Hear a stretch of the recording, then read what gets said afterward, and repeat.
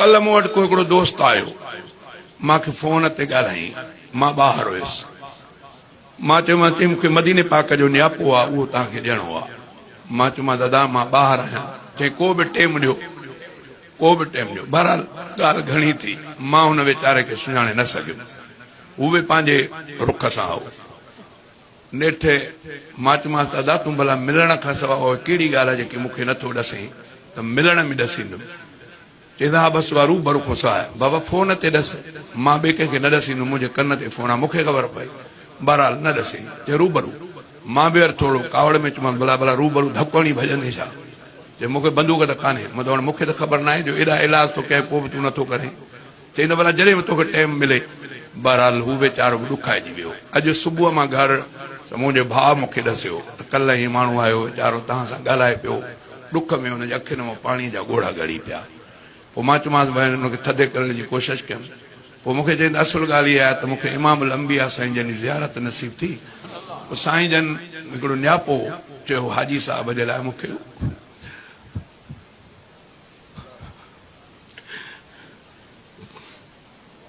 उहो पहचानो। मां चयो हाणे अलाह जो गुण मूंखे ॾसे हा। पोइ मां वरी हुनजो फोन नंबर ॾिसी करे ॻाल्हाए। मां चयोमांसि थोरो मूंखे इशारो करे त मां तोड़े अचां। पोइ चवंदा असुल ॻाल्हि इहा त साईं जन जी ज़ियारत थी, वधीक अहवाल अञा तव्हांखे रूबरू ॿुधाईंदुमि। साईं जन मूंखे फरमायो त शेर आहे हिकिड़ो चांडे साहिब जो,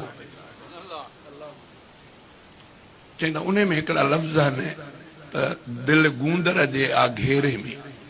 साईं जन फरमायो त इहो हाजी साहिब चए थो पर मूंखे असांखे इहो लफ़्ज़ सम्झ में नथो अचे त इहो गूंदर छा आहे। हिकु ॻाल्हि त इहा। ॿी ॻाल्हि त साईं जन फरमायो त तव्हां एॾो हुब ऐं प्यार सां ॻायो था, ॻाल्हायो था।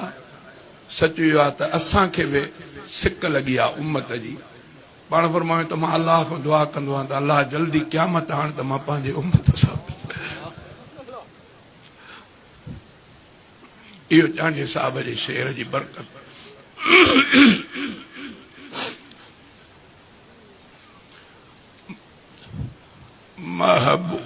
महबूब सां दिल मुंहिंजे भैयत कई, ॿिए सां दिल जो हथ न मिलाईंदुसि।